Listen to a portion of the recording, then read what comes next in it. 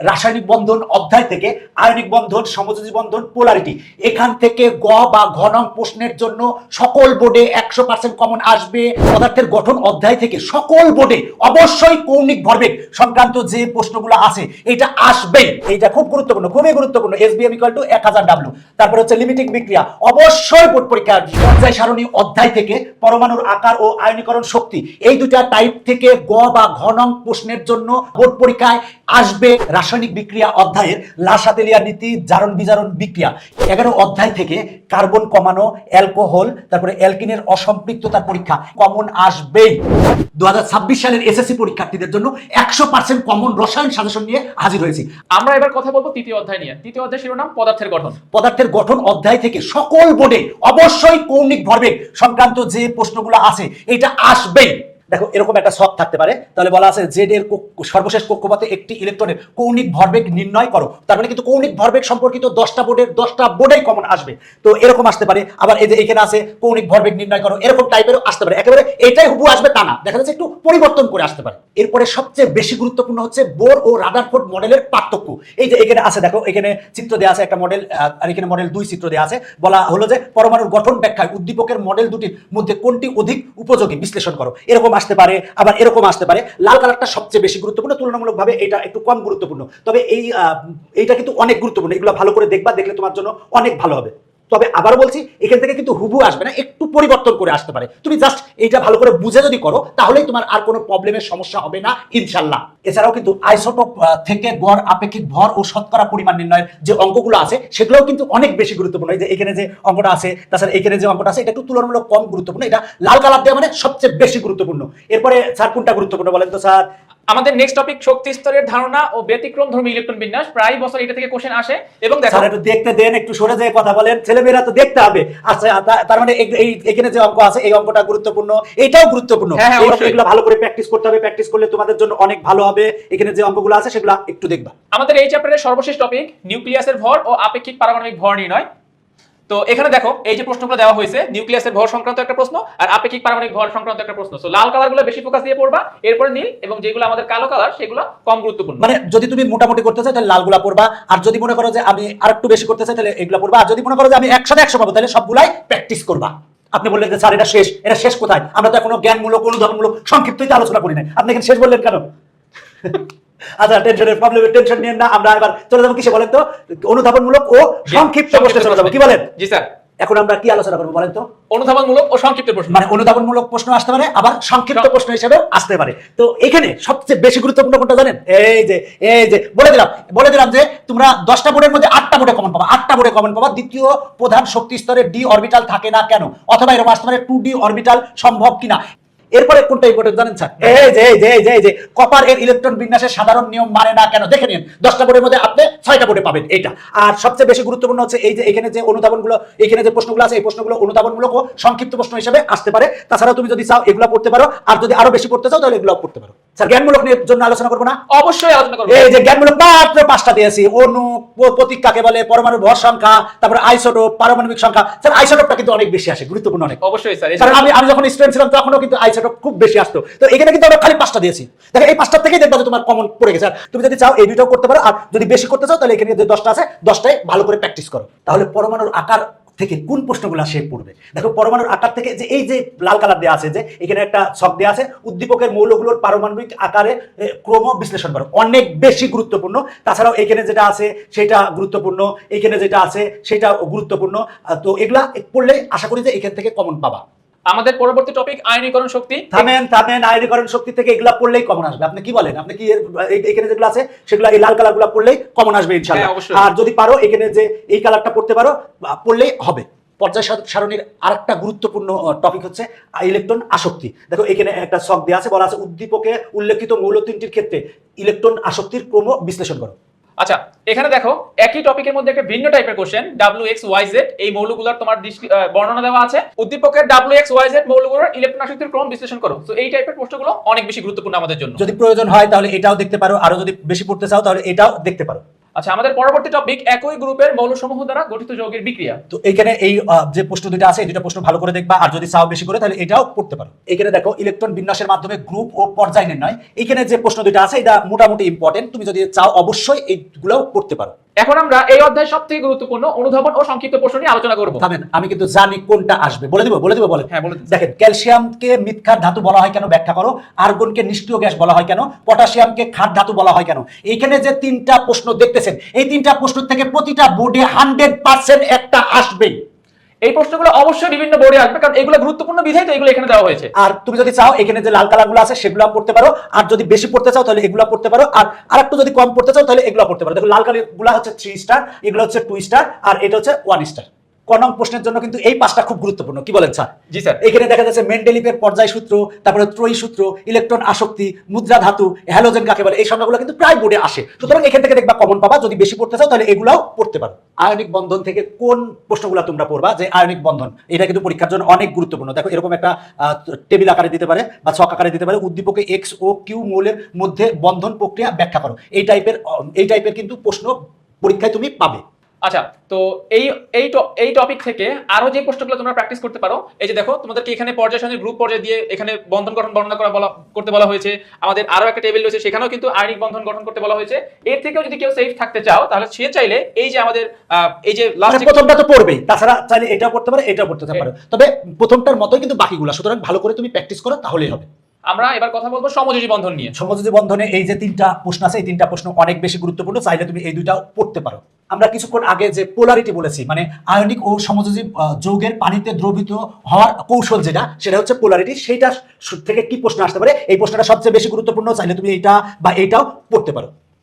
আমাদের পরবর্তী টপিক এই অধ্যায়ের অষ্টক নিয়ম, অষ্টক সম্প্রসারণ নিয়ম, অষ্টক সংকোচন নিয়ম এবং দুইয়ের নিয়ম। এটা সবচেয়ে বেশি গুরুত্বপূর্ণ, এটা বলে দেন তাহলে তো হলো। আপনি খালি এটা ওটা বলতেছেন, আর আরো তো এখানে কটা প্রশ্ন আছে, আমরা সেটা বলি। এই যে আরো এই যে প্রশ্নগুলো গুরুত্বপূর্ণ, কি বলেন স্যার? অবশ্যই এই প্রশ্নগুলো অনেক বেশি গুরুত্বপূর্ণ, যার কারণে এগুলো কিন্তু আমরা লাল কালার দিয়ে মার্ক করে রেখেছি। তোমরা এই প্রশ্নগুলোও প্র্যাকটিস করবে। এখন আমরা আয়নিক ও সমযোজী যৌগের বৈশিষ্ট্য সম্পর্কিত যে প্রশ্নগুলো গুরুত্বপূর্ণ সেটা হলো এই দুটো প্রশ্ন সবচেয়ে বেশি গুরুত্বপূর্ণ, আর যদি তুমি চাও এই দুটাও পড়তে পারো। এই অধ্যায়ের সর্বশেষ টপিক পরিবর্তনশীল যোজনী, মুক্ত জোড়, বন্ধন জোড়। এখান থেকে এটা সবচেয়ে বেশি গুরুত্বপূর্ণ, তুমি চাইলে বাকিগুলাও পড়তে পারো। এখন আমরা আলোচনা করব এই অধ্যায়ের সবথেকে গুরুত্বপূর্ণ সংক্ষিপ্ত ও অনুধাবনমূলক প্রশ্ন নিয়ে। এই সংক্ষিপ্ত প্রশ্নগুলো সবচেয়ে গুরুত্বপূর্ণ, কিন্তু কোনগুলো আসবে জানেন? সবচেয়ে বেশি গুরুত্বপূর্ণ কোনটা? এই যে পানি একটি পোলার অণু, এটা কিন্তু আমার সময় অনেক আসতো। তুমি 10টা বোর্ডের মধ্যে 6টা বোর্ডে কমন পাবে ইনশাআল্লাহ। তাছাড়া অক্সিজেনের যোজনী ও যোজ্যতা, ইলেকট্রনের সমন্বয় ব্যাখ্যা করো, এটা অনেক বেশি গুরুত্বপূর্ণ। তারপরে মুক্তজোড় ইলেকট্রন বলতে কি বোঝায় ব্যাখ্যা করো, এটাও গুরুত্বপূর্ণ। এই 3টা থেকে স্যার কি বলেন যে 10টা বোর্ডের মধ্যে 8টা বোর্ডে আসবে একটা? হ্যাঁ স্যার, এই প্রশ্নগুলো তো গুরুত্বপূর্ণ বিধায় এগুলো আসার মতোই। আমি এই 3টা প্রশ্নের কথা বলছি, এই 3টা প্রশ্নের থেকে আসবে। এটাও আসবে স্যার। এই 3টা প্রশ্ন থেকে দেখে নিন, সংক্ষিপ্ত বা অনুধাবনমূলক প্রশ্নে কিন্তু অবশ্যই একটা আসবে, 100% আসবে। এইখানে যে জ্ঞানমূলক প্রশ্নের জন্য এই 5টা প্রশ্ন অনেক বেশি গুরুত্বপূর্ণ।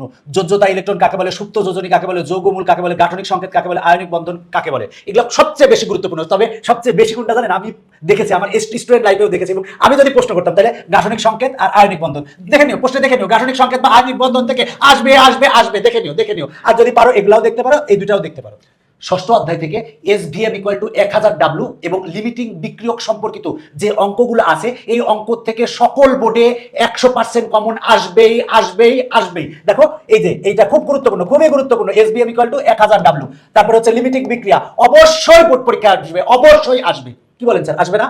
100% আসবে। এই দুটো টপিকের বাইরে তো প্রশ্ন আসবেই না। আর এই অধ্যায়টা হচ্ছে স্যার আমার খুব মজার অধ্যায়, আমার পড়াইতেও মজা লাগে। কেন জানেন? কারণ জানি স্যার, এটা তো গাণিতিক সমস্যা সংক্রান্ত অধ্যায়। এই অধ্যায়টা সবগুলাই কিন্তু অঙ্ক সম্পর্কিত, মানে গণিত নিয়ে। সুতরাং আমার কাছে ভালো লাগে গণিত নিয়ে। আসো এই অধ্যায়ে কি কি ইম্পর্টেন্ট। SVM = 1000W, এই সূত্রের কিন্তু অঙ্ক বোর্ড পরীক্ষায় আসবেই।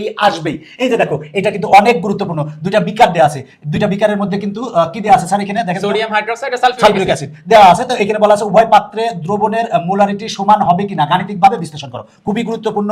তারপরে এখানে আরেকটা প্রশ্ন আছে অনেক বেশি গুরুত্বপূর্ণ, আর চাইলে এই দুইটাও পড়তে পারো। তবে এই দুইটা কিন্তু অনেক বেশি গুরুত্বপূর্ণ, কি বলেন স্যার? এই দুটো পড়লে এই দুটো অটোমেটিক্যালি কভার হয়ে যাবে। অটোমেটিক্যালি হবে, তারপরে তো প্র্যাকটিস করতে হবে স্যার, অঙ্ক তো অনেক প্র্যাকটিসের ব্যাপার আছে। জি। লিমিটিং বিক্রিয়ক সম্পর্কিত অঙ্কগুলোও কিন্তু অনেক বেশি গুরুত্বপূর্ণ। দেখে নিও 10টা বোর্ডের মধ্যে 9টা বোর্ডেই তুমি কমন পাবে।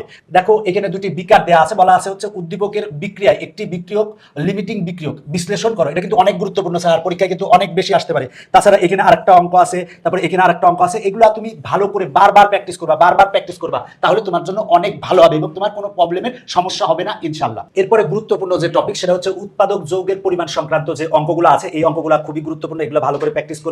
আর চাইলে এখানে যেগুলো দেওয়া আছে সেগুলোও প্র্যাকটিস করতে পারো। স্যার আরেকটা জিনিস কিন্তু আণবিক সংকেত ও স্থূল সংকেত সংক্রান্ত যে অঙ্কগুলো আছে এগুলোও কিন্তু অনেক গুরুত্বপূর্ণ। অবশ্যই এখান থেকে প্রশ্ন আসবে স্যার। আচ্ছা, তারপরে এখানে এই দুটাও বেশি গুরুত্বপূর্ণ, আর চাইলে এটাও পড়তে পারো। সবচেয়ে বেশি গুরুত্বপূর্ণ এইটা, তবে সবগুলা পড়লে তো অবশ্যই ভালো, আর যদি সময় কম থাকে তাহলে এটা পড়তে পারো, আর একটু বেশি সময় পেলে এই দুটাও পড়তে পারো।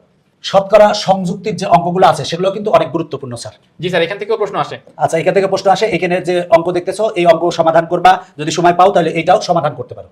মোল সংখ্যা, অণু, পরমাণু সংখ্যা, পরিমাণ ও আয়তন নির্ণয় সংক্রান্ত যেগুলো আছে সেগুলো অনেক গুরুত্বপূর্ণ। এখানে যেটা দেখতেছো গুরুত্বপূর্ণ, এখানে যেটা দেখতেছো গুরুত্বপূর্ণ।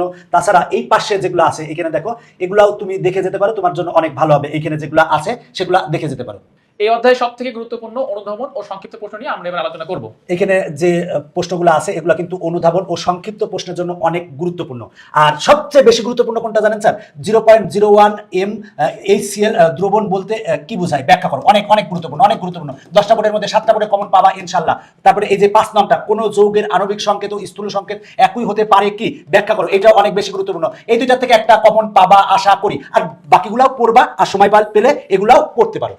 ক নং প্রশ্নের জন্য কোনগুলা গুরুত্বপূর্ণ সেগুলো আমরা এখন দেখবো। দেখো মোল কাকে বলে, মোলারিটি কাকে বলে, মোলার আয়তন কাকে বলে, স্থূল সংকেত, লিমিটিং বিক্রিয়া, এগুলো সবচেয়ে বেশি গুরুত্বপূর্ণ। তবে আমি মনে করি এই তিনটা অনেক বেশি গুরুত্বপূর্ণ স্যার। এই তিনটার থেকে অনেক সময় আসে, কি বলেন স্যার? হ্যাঁ স্যার, এখান থেকে প্রশ্ন আসে এবং অনেকগুলো বোর্ডে এটা কমন পড়ে। হ্যাঁ, এই যে মোলার আয়তন, স্থূল সংকেত, লিমিটিং বিক্রিয়া লিখে রাখো। 10টা বোর্ডের মধ্যে 9টা বোর্ডে কমন আসবে। তাছাড়া এগুলো যদি সময় পাও পড়তে পারো, এটাও পড়তে পারো। এখন আমরা আলোচনা করব সপ্তম অধ্যায় রাসায়নিক বিক্রিয়া নিয়ে। রাসায়নিক বিক্রিয়া অধ্যায়ের লাসাতেলিয়া নীতি, জারণ বিজারণ বিক্রিয়া, এখান থেকে কিন্তু 10টা বোর্ডে অবশ্যই 100% কমন আসবে। কি বলেন স্যার, কমন আসবে না? 100% কমন আসবে, কারণ এই টপিক দুটো তো এখানে তো এই দুটো টপিক মধ্যে আর কোনো টপিকই নাই আসার মতো। 100% থাকো। লাসাতেলিয়া নীতি ব্যাখ্যা করো, আর জারণ বিজারণের যে বিক্রিয়া আছে এখান থেকে প্রশ্ন আসবে।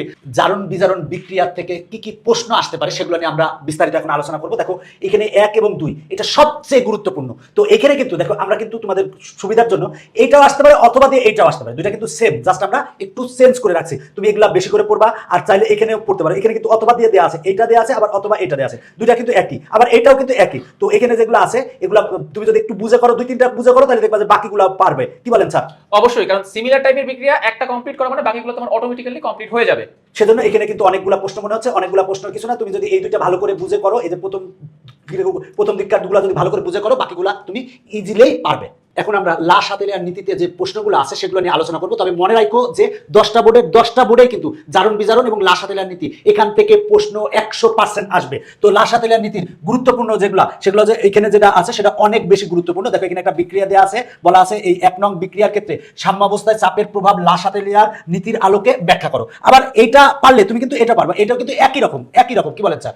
একই বিক্রিয়া, জাস্ট কোশ্চেনটা হয়তো একটু ভিন্ন প্যাটার্নে করা হয়েছে। তো একটা পারলে বাকিটা তোমরা অবশ্যই পারবে। অবশ্যই পারবে। আমরা আরো কয়েকটা দেখাই দিই, কি বলেন এই সম্পর্কে? জি স্যার, এই যে এইখানে আছে, এই যে এইখানে দেখতেছো, তারপরে এইখানে আছে, এগুলা তুমি যদি ওই প্রথমটা ভালো করে বুঝে করো বাকিগুলো পারবা। তবে এগুলা ভালো করে পড়লে সবচেয়ে ভালো। এখন আমরা আলোচনা করতেছি এই অধ্যায়ের নেক্সট টপিক জারণ মান নির্ণয়। জারণ মান নির্ণয়ের এই অঙ্কটা সবচেয়ে বেশি গুরুত্বপূর্ণ। জি স্যার। সময় পাইলে তোমরা এগুলাও পড়তে পারো।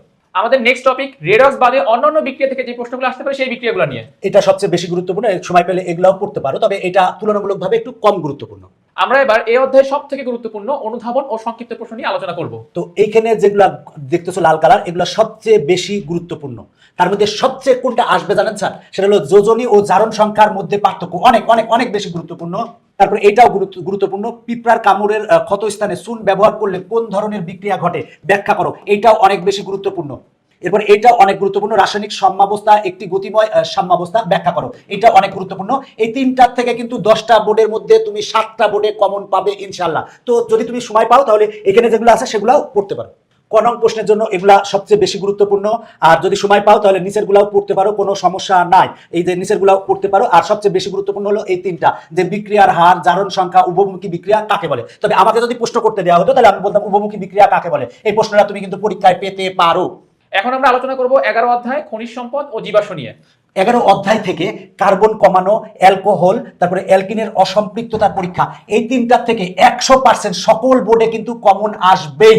কি বলেন স্যার, এখান থেকে কমন আসবে না? এই তিনটে তো কমন আসার মতোই টপিক স্যার, 100% কমন চলে আসবে। 100% কমন চলে আসবে। অ্যালকিনের অসম্পৃক্ততার পরীক্ষা, তারপরে অ্যালকোহল, তারপরে কার্বন কমানো, এই সংক্রান্ত যেগুলো আছে সেগুলো তুমি একটু ভালো করে পড়বা। আমরা এবার কথা বলবো অ্যালকিনের অসম্পৃক্ততার পরীক্ষা নিয়ে। এখানে যে এইটা সবচেয়ে বেশি গুরুত্বপূর্ণ, তুমি যদি এইটা পড়ো বাকিগুলা কিন্তু তুমি নিজে নিজেই পারবে। কি বলেন স্যার? হ্যাঁ, কারণ এই প্রশ্নের অ্যান্সার এবং বাকি প্রশ্নের অ্যান্সার হুবহু সেম। হুবহু সেম, জাস্ট যদি তুমি একটু বুঝে করো তাহলে এখানকার যেগুলো আছে সবগুলাই কিন্তু তুমি পারবা। বাকি এখানে যেগুলো যে প্রশ্নগুলো দেখতেছো এই প্রশ্নগুলো কিন্তু সবগুলা সেম। কি বলেন স্যার? যে সবগুলো প্রশ্নের অ্যান্সার হুবহু সেম, একটা পড়লে বাকিগুলো অটোমেটিক্যালি হয়ে তুমি যাবে। যদি একটা পড়ো তাহলে বাকিগুলো দেখে নিবা যে তুমি পারতেছো কিনা। এগুলা একেবারে সহজ, তুমি যদি একটা ভালো করে বুঝে করো বাকিগুলো পারবা ইনশাআল্লাহ। আমরা এখন কথা বলবো অ্যালকোহল প্রস্তুতি নিয়ে। অ্যালকোহল প্রস্তুতির এই যে এইটা কিন্তু সবচেয়ে গুরুত্বপূর্ণ। দেখো বলা আছে এ ও বি এর পারস্পরিক রূপান্তর সম্ভব কিনা যুক্তি সহ বিশ্লেষণ করো। তুমি যদি এইটা পারো তাহলে বাকিগুলো পারবা। বাকিগুলো কিন্তু একই রকম, জাস্ট একটা যদি বুঝে করো বাকিগুলো কিন্তু তুমি নিজে নিজেই পারবে। কি বলেন স্যার? জি স্যার, কারণ এই এক নং প্রশ্নের অ্যান্সারের সাথে বাকি প্রশ্নের অ্যান্সারগুলো 100% মিল। একটা পারলে বাকিগুলো অটোমেটিক্যালি হয়ে যাবে। আমাদের পরবর্তী টপিক ডিকার্বক্সিলেশন বিক্রিয়ার মাধ্যমে কার্বন কমানো। হ্যাঁ, এখানে যেটা দেখতেছো এটা সবচেয়ে বেশি গুরুত্বপূর্ণ। একই রকম কিন্তু এখানে আরো আছে, এগুলা প্র্যাকটিস করবে সবচেয়ে ভালো হবে। যে এখানে যেগুলো দেখতেছো স্যার একটু সরেন, না হলে দেখতে দেন ছেলে মেয়েকে, আপনি কি দেখতে দিবেন না? এই যে এটা, তারপরে এটা, এগুলো ভালো করে প্র্যাকটিস করতে পারো। আমাদের নেক্সট টপিক অ্যালকাইনের অসম্পৃক্ততার পরীক্ষা। এটা গুরুত্বপূর্ণ। তারপরে হচ্ছে এইটা পারলে কিন্তু বাকিগুলো পারবা। দেখো অথবা দিয়ে লেখা আছে, এগুলো কিন্তু অথবা দিয়ে লেখা আছে। একটা পারলে তো বাকিগুলো সব পারবে। একটা অ্যান্সারের সাথে বাকি অ্যান্সারের অনেক মিল আছে, তো একটা পারলে বাকিগুলো একটা পারবে। পারলে বাকিগুলো পারবে। এখানে যেগুলো আছে সবগুলো তুমি দেখো, চর্চা করে দেখো, তাহলে পারবা। যে এখানে একটা আছে, এটাও দেখবে, এটা গুরুত্বপূর্ণ। আমরা এখন কথা বলবো অ্যালকিন প্রস্তুতি নিয়ে। অ্যালকিন প্রস্তুতির এই যে এখানে যেটা দেখতেছো এটা সবচেয়ে গুরুত্বপূর্ণ। এইটা পারলে কিন্তু বাকিগুলো পারবা। এখানে অথবা দিয়ে দেওয়া আছে বাকিগুলা, এই বাকিগুলো ইনশাআল্লাহ পারবা। এখন আমরা কথা বলবো অ্যালকেন প্রস্তুতি, চেতনানাশক ও কার্বন টেট্রাক্লোরাইড প্রস্তুতি সংক্রান্ত বিষয় নিয়ে। এইটা অনেক গুরুত্বপূর্ণ। তারপরে এখানে যেটা দেওয়া আছে এটাও গুরুত্বপূর্ণ, সময় পেলে এটাও পড়তে পারো। তবে এই দুটা পড়লেই হবে আমি বিশ্বাস করি। এরপর আমরা অ্যালডিহাইড প্রস্তুতি সংক্রান্ত যেগুলো আছে সেগুলো দেখবো। এইখানে এই দুটো অনেক গুরুত্বপূর্ণ, সময় পেলে এইটা পড়তে পারো। এখন আমরা কথা বলবো জৈব অ্যাসিড প্রস্তুতি নিয়ে। তো দেখো এখানে যে প্রশ্ন দেওয়া আছে এখান থেকে এই যে আমাদের জৈব অ্যাসিড প্রস্তুতির এটা সবথেকে বেশি গুরুত্বপূর্ণ। তাছাড়াও এখানে যেগুলো আছে সেগুলো পড়তে পারো, পড়লে তোমাদের জন্য অনেক ভালো হবে। এখন আমরা কথা বলবো এই অধ্যায়ের সবথেকে গুরুত্বপূর্ণ অনুধাবন ও সংক্ষিপ্ত প্রশ্ন নিয়ে। এইগুলা সবচেয়ে বেশি গুরুত্বপূর্ণ, সময় থাকলে তোমরা এগুলাও পড়তে পারো। তবে এখান থেকে কোনগুলো আসবে জানেন স্যার? জি স্যার, এখান থেকে কিন্তু অবশ্যই বেশি গুরুত্বপূর্ণ কিন্তু এক নাম্বারটা, সেটা হলো ন্যাপথলিনকে অ্যারোমেটিক হাইড্রোকার্বন বলে কেন ব্যাখ্যা করে। এটা কিন্তু অনেক বেশি গুরুত্বপূর্ণ। কি বলেন স্যার? অবশ্যই তারপরে আসার মতো। অ্যালকেনকে প্যারাফিন বলা হয় কেন, অনেক অনেক অনেক গুরুত্বপূর্ণ। তারপরে হচ্ছে ইথানল একটি পরিবেশ বান্ধব জ্বালানি, ব্যাখ্যা করো। এই তিনটা থেকে 10টা বোর্ডের মধ্যে কিন্তু 8টা বোর্ডে কমন আসবে স্যার। কি বলেন? এই প্রশ্নগুলো তো আসার মতোই স্যার, আমার তো মনে হয় 10টা বোর্ডে চলে আসতে পারে। 10টা বোর্ডে চলে আসতে পারে। আচ্ছা, আমরা এখানে দেখি যে কোনগুলো জ্ঞানমূলক, মানে কয়ের জন্য গুরুত্বপূর্ণ। কয়ের জন্য এই 6টা বেশি গুরুত্বপূর্ণ। তুমি সময় পেলে এগুলো পড়তে পারো। সমগোত্রীয় শ্রেণী, অ্যালকাইন, অ্যালকোহল, রেকটিফাইড স্পিরিট, জৈব যৌগ বা ফ্যাটি অ্যাসিড, তারপরে গ্যাস হল কাকে বলে, এগুলো সবচেয়ে বেশি গুরুত্বপূর্ণ। তবে আমার মনে হয় জৈব যৌগ বা ফ্যাটি অ্যাসিড কি, এটা অনেক বেশি গুরুত্বপূর্ণ। তারপরে অ্যালকোহল কাকে বলে গুরুত্বপূর্ণ। এগুলো সবচেয়ে বেশি করে পড়ো, তাহলে তোমার জন্য অনেক ভালো হবে। আমরা যে সাজেশন নিয়ে আলোচনা করেছি এই সাজেশনটা যদি তুমি সম্পূর্ণ ফলো করো, আশা করি তুমি 100তে 100 অ্যান্সার করতে পারবে।